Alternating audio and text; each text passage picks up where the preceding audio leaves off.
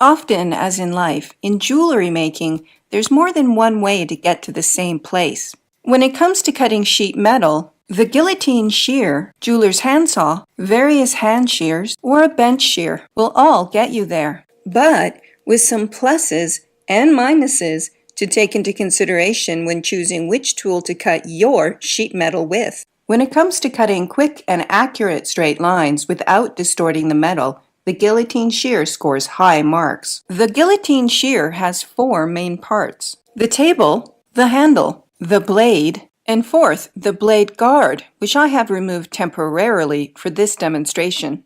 When a manufacturer takes the time and money to include a safety feature to keep you from shaving down your fingers, use it. Here are the basics. As the handle moves up and down, so does the blade move up and down. Simply draw a cut line on the metal, slide the metal on the table and under the blade, line the cut line up with the blade edge, a good hard pull down on the handle, and the metal has stayed nice and flat with no distortions. That's a pretty big plus. But the guillotine shear comes with some equally big minuses. The first is cost. A 4-inch guillotine shear, which is what I have, costs about $400 US, plus shipping. I couldn't find it local, so I ordered it online. There are also some cutting limitations. My 4-inch guillotine shear can't cut sheet metal wider than 4 inches. The metal can be any length, but no wider than 4 inches. Additionally, the guillotine shear can only cut straight lines, which means no curves. A limitation, yes, but you can do a lot with straight lines. Is the guillotine shear a must-have tool in the studio? No. Don't get me wrong. I love my guillotine shear. It's a real time saver in the studio. But spend your studio dollars on tools and materials you really must have first, then get tools which save on time. Which brings us to the jeweler's handsaw, which is a must-have tool in the studio. In fact, probably the first tool you should buy. Depending on the depth of throat, the jeweler's handsaw will cost you between $10 and $20 US. A 3.5-inch saw frame is my preferred depth of throat. I find I can get most jobs done with it quite nicely. Like the guillotine shear, the jeweler's handsaw will not distort the metal.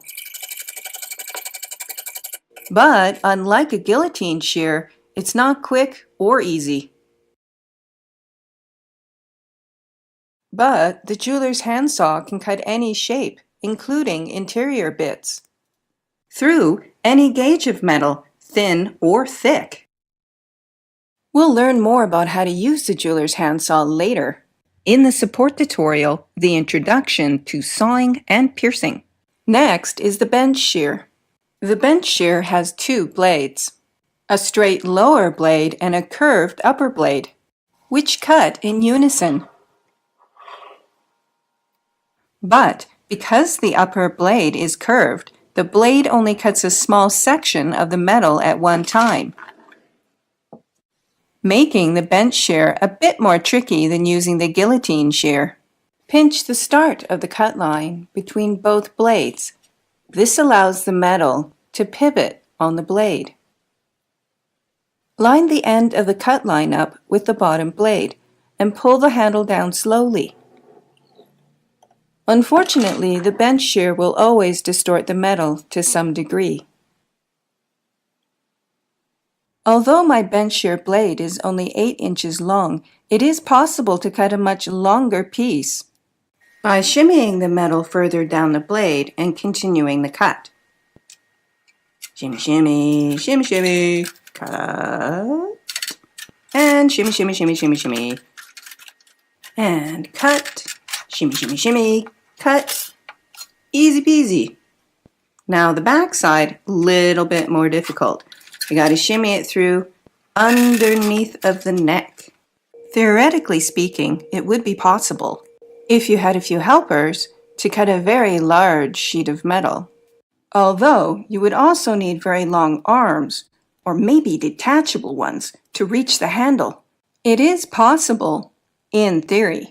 I was able to purchase my 8-inch bench shear at my local hardware store, which meant no shipping costs, supporting local merchants, and since it was available locally, I waited patiently until it went on sale for $100. Which brings us to hand snips, which I got given to me for free, even better than on sale. I do love free tools. Hand snips come in all shapes and sizes. But a pair of aviation snips, which are my preferred type of hand snip, can be picked up at your local hardware store for around $20. Like the bench shear, aviation snips are great for trimming large bits of sheet into smaller bits of sheet. Unfortunately, snips will also distort the metal. Since snips are essentially scissors for metal, it is possible to cut more complex forms than either the guillotine or bench shears, but not as detailed as the jeweler's handsaw. There are some drawbacks to using snips. Hand snips can only cut through metal as thick as your hands are strong. My hands can only manage up to 1 millimeter thick, and that's a bit of a struggle. If it's within your budget, I prefer a bench shear which can cut metal up to 3 millimeters thick over aviation snips, as I like the option of cutting through thicker metal. Also, snips will often leave pinch marks or serrated edges. My aviation snips leave a serrated edge about a half a millimeter wide, which will need to be factored into measurements. A half a millimeter? Really? Do I need to be that picky? Yes. A half millimeter all around the perimeter is equal to 1 millimeter subtracted from the overall diameter. Here's a hypothetical. Your design requires a 10 millimeter diameter disc. Too small, can't see. You're so good with the snips, you're able to cut a perfectly round, exactly 10 millimeter disc. But you failed to take into consideration the half millimeter of serrated edge, which will now need to be filed away. It does? Yes, you do not want to leave the edges of your lovely jewelry with nasty serrations. Ever. But now you've removed a half a millimeter of material all around the disc, in other words, a half a millimeter on both sides, which is equal to 1 millimeter in total loss of diameter. And now your 10 millimeter disc is 9 millimeters in diameter. Sometimes this matters, and sometimes it doesn't matter, but you need to be mindful of it. So, as you can see, there are many ways to get to the same place, and every road has its pluses and minuses.